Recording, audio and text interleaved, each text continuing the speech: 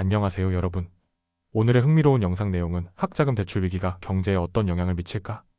그리고 100% 미국산 제품을 사는 건 정말 어려워요. 이 사람들은 노력하고 있어요. 에 관한 것입니다. 우선 좋아요 버튼을 누르고 채널 구독 및 알림 설정도 잊지 마세요. 여러분의 관심과 지지가 저희에게 큰 힘이 됩니다. 첫 영상은 미국 경제에 큰 파장을 미칠 수 있는 중요한 이슈, 바로 학자금 대출 상환 체계와 그로 인한 파급 효과에 대해 전해드리겠습니다. 이 내용은 미국의 대표적인 경제 전문지 월스트리트 저널이 보도한 기사를 바탕으로 재구성하였습니다.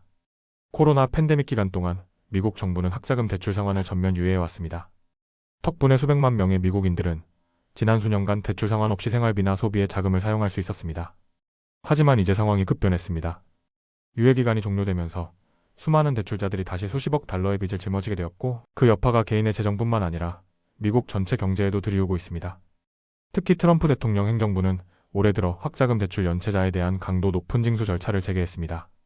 임금 압류, 세금 환급금 차감, 그리고 연방정부의 지원금 몰수까지 동원되고 있어 많은 대출자들에게는 충격적인 전환점이 되고 있습니다. 특히 팬데믹 기간 중 학자금 대출 상환을 한 번도 경험해보지 못한 이들에게는 더욱 낯설고 가혹한 현실입니다. 실제로 미국 연방준비제도 뉴욕 지점의 보고에 따르면 2025년 1분기 기준 신규 연체자 수는 약 560만 명에 이르렀고, 학자금 대출 연체율은 단 3개월 만에 0.7%에서 8%로 급등했습니다.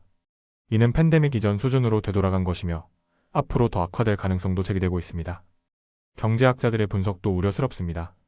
모건 스탠리 소속 이코노미스트들은 올해 학자금 대출 상환 체계로 인해 소비 여력이 줄어들고 미국 국내 총생산이 약 0.1%포인트 감소할 수 있다고 전망했습니다. 왜냐하면 매달 대출을 갚기 위해 지출을 줄이면 자연스레 기업들의 매출도 줄어들게 되기 때문입니다. 이러한 상황은 대출자들의 신용점수에도 직접적인 타격을 주고 있습니다.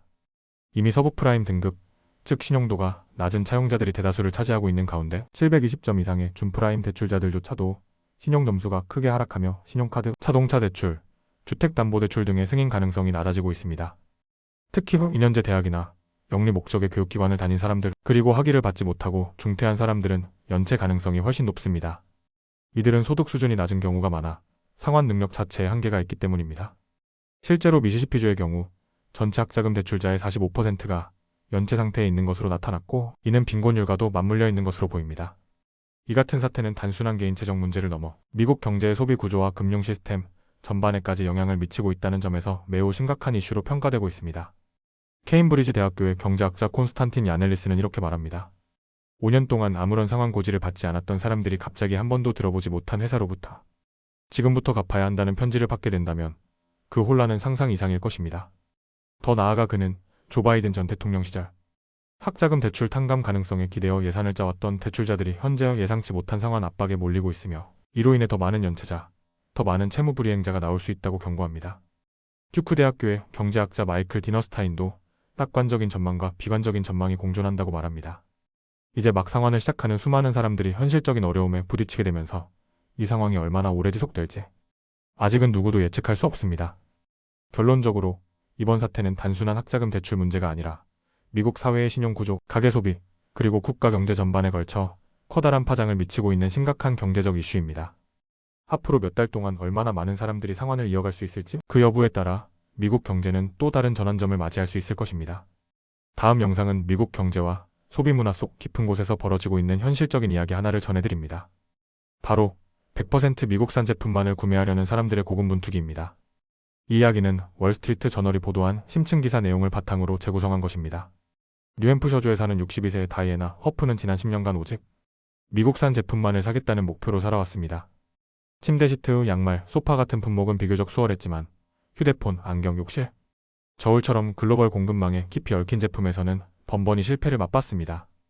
냉장고 안까지 기어들어가 제조국을 확인했지만 그 안에는 멕시코산이라는 글씨가 적혀 있었고, 결국 반품을 택해야 했던 기억도 있습니다. 허프는 자신의 소비를 통해 미국의 제조업 근로자들을 지지하고 싶다고 말합니다. 그러나 그녀가 말하길 이 과정은 좌절과 불운이 뒤섞인 참혹한 여정이었다고 합니다. 왜 이런 일이 벌어지는 걸까요? 이유는 바로 수십 년간 축적된 글로벌 공급망 때문입니다. 미국 소비자들의 애국적인 구매 의지에도 불구하고 실제로 시장에서 100% 미국산 제품을 찾기란 매우 어렵습니다.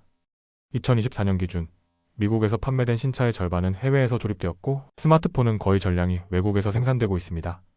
기업들은 미국산 제품 비중이 작더라도 미국에서 디자인했다거나 미국 기업이 만들었다는 점을 내세워 소비자의 애국심을 자극하려 하지만 실질적으로는 해외 생산이 대세입니다.